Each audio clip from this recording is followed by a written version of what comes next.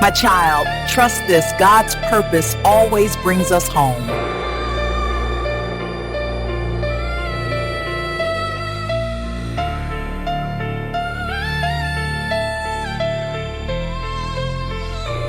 We got your basketball career starting right around 4. Sleeping with the basketball. I mean, of course, like we mentioned, the Gervin last name, you've already got brothers that are playing. MLK, high school. This is where that legacy starts. And you also mentioned another league you had in Detroit that you joined. Where does that legacy go? Where does it start at? Is it in MLK or is it in the Power League? My legacy started as a 9-year-old playing in the Police Athletic League in Detroit. I was at a gym one day. We have Finney High School in Detroit. I was at a gym right next door called Cannon. And at Cannon, I was 9 years old, and they had a coach down there on the other end of the floor by the name of Leonard Dillon. And Leonard started watching. He couldn't even hardly focus on his practice. He started watching me on the other end of the court. And so he came down and he talked to me. And he said, "Say, young man, what's your name?" And I told him, "My name is Derrick Gervin." He said, "Gervin?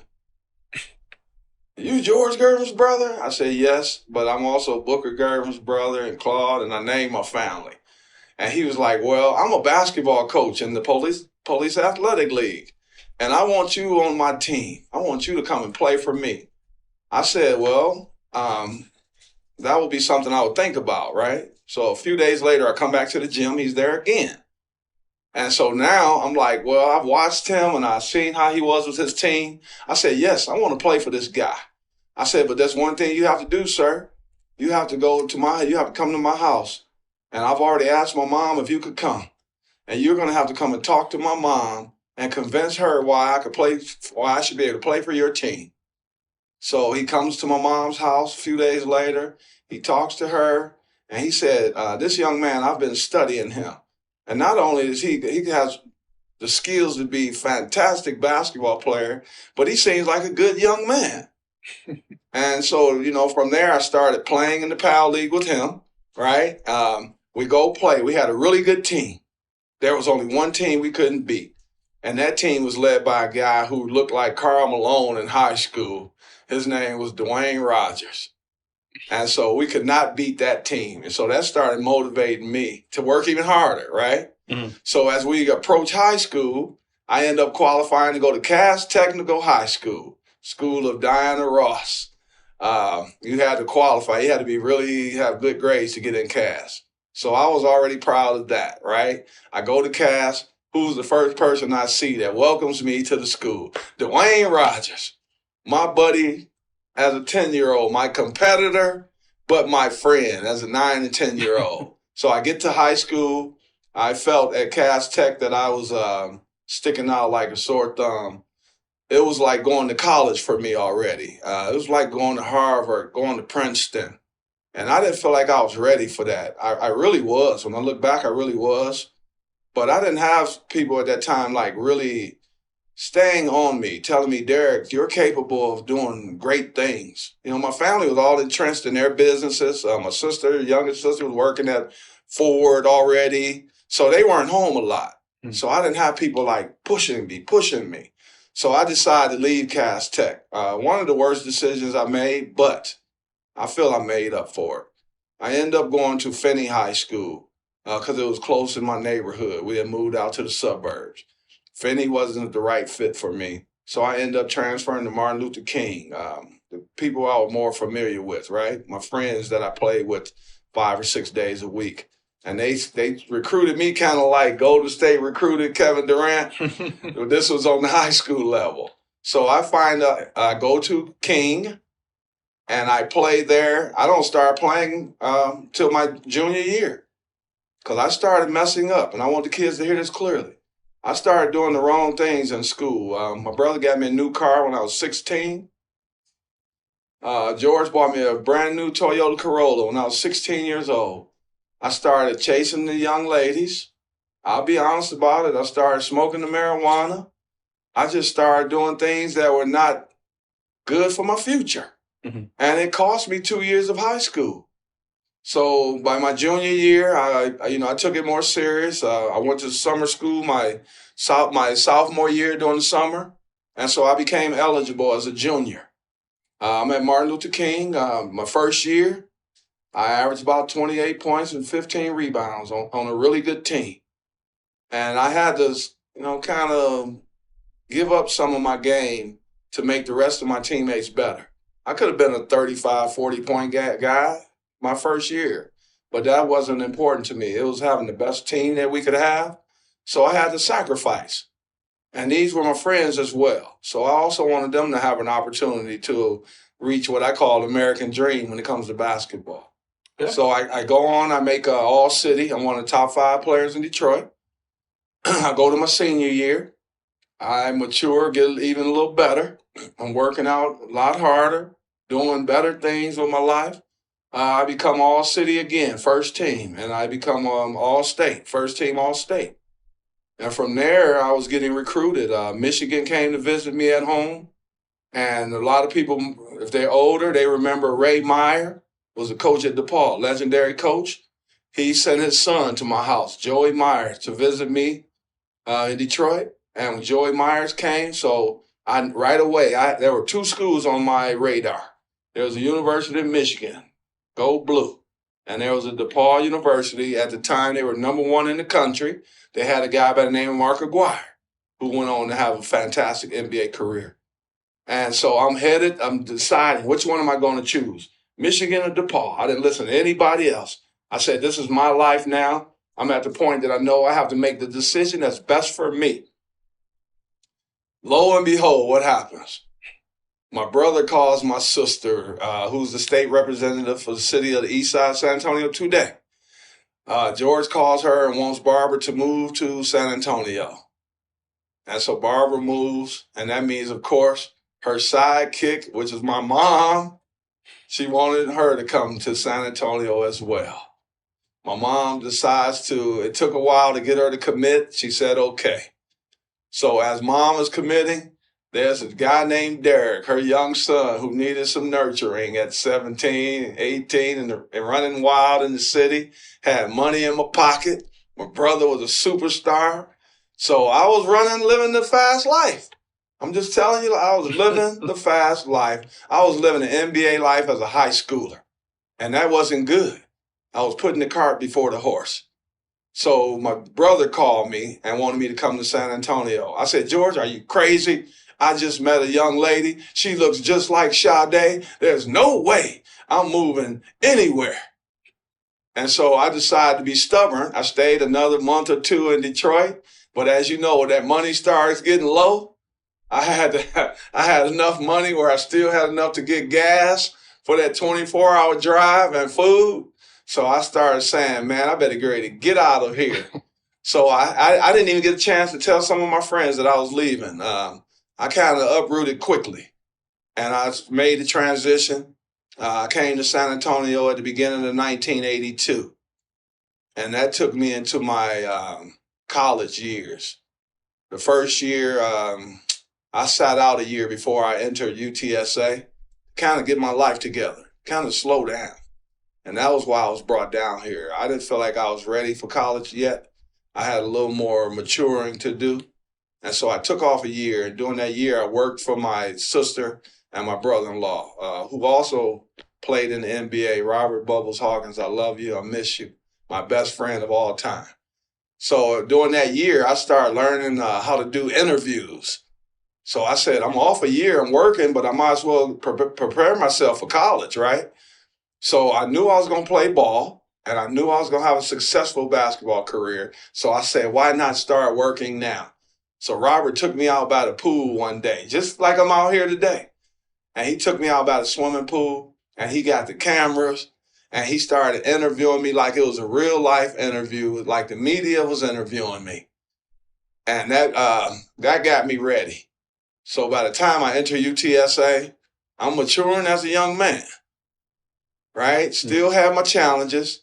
Still had to get the city out of me, I'll say a little more. Had to get out the season. I had to become a little more seasoned. And as you know, I go on to UTSA. I play as a freshman. Even my freshman year, I was kind of stubborn. The whole year I fought with my coach. I didn't like the style of play that we were playing.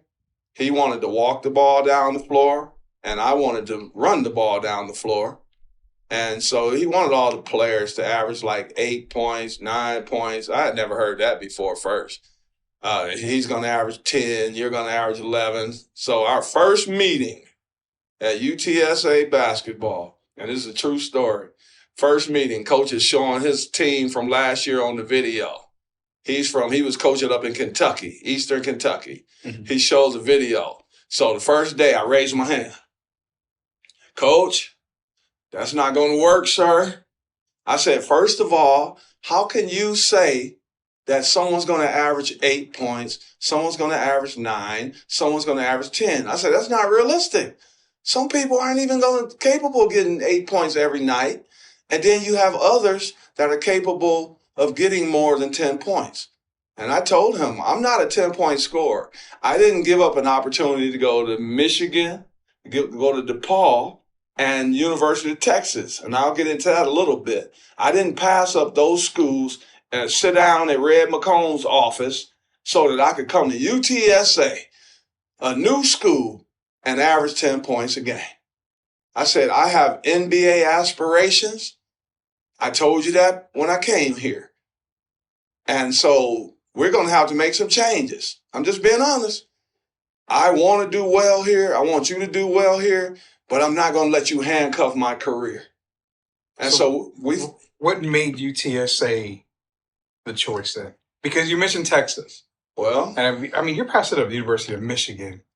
You're passing up DePaul University at the time, again, Mark Aguirre. You're coming down to Texas. You've got better options.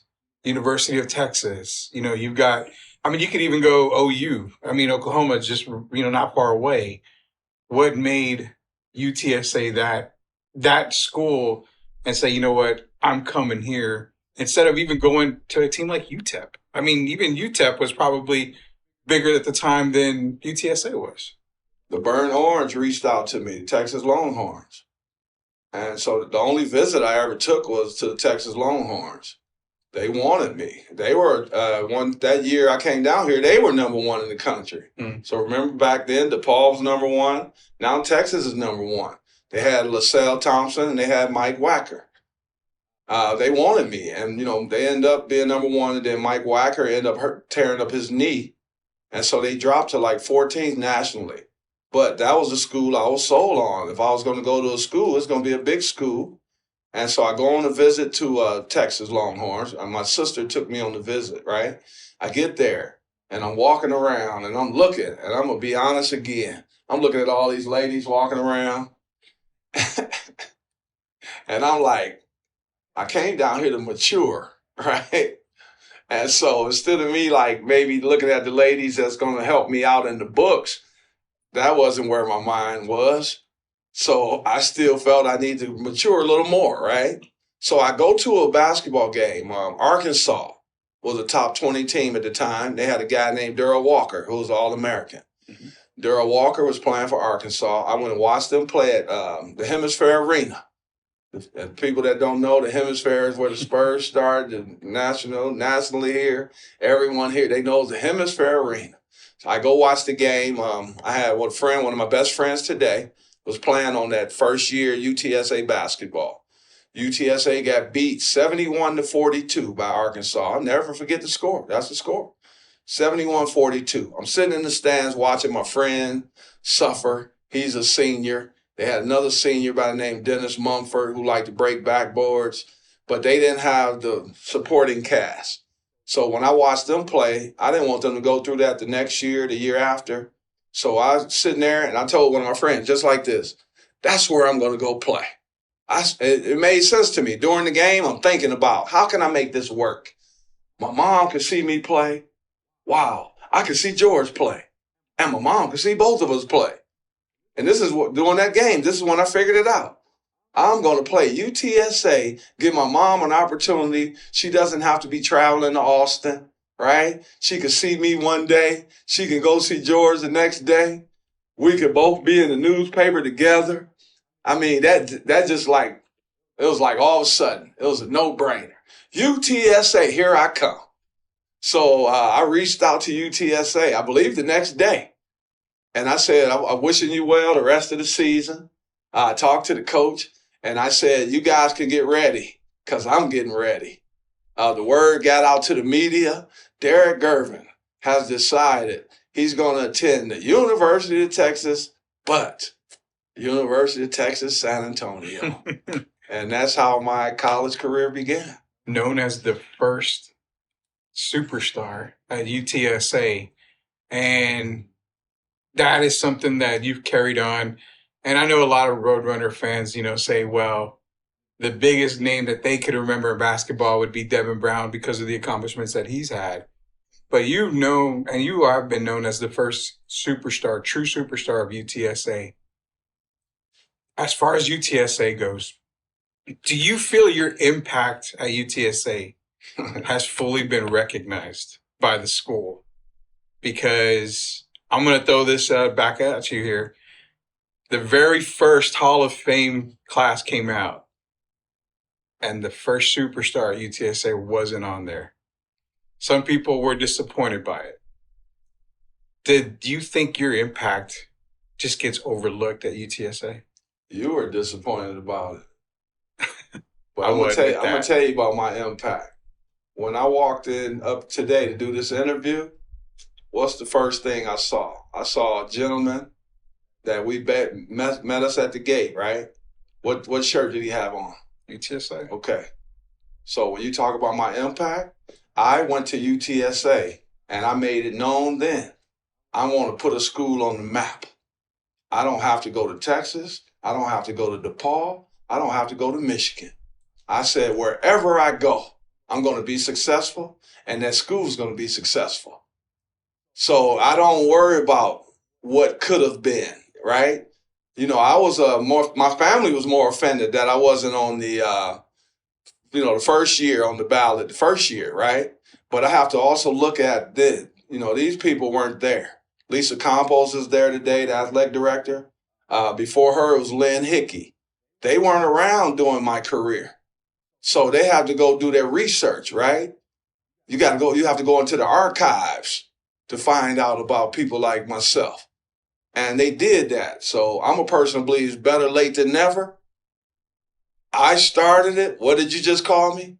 UTSA's first superstar. If you Google UTSA's first superstar today, what comes up? Not Devin Brown. I love Devin.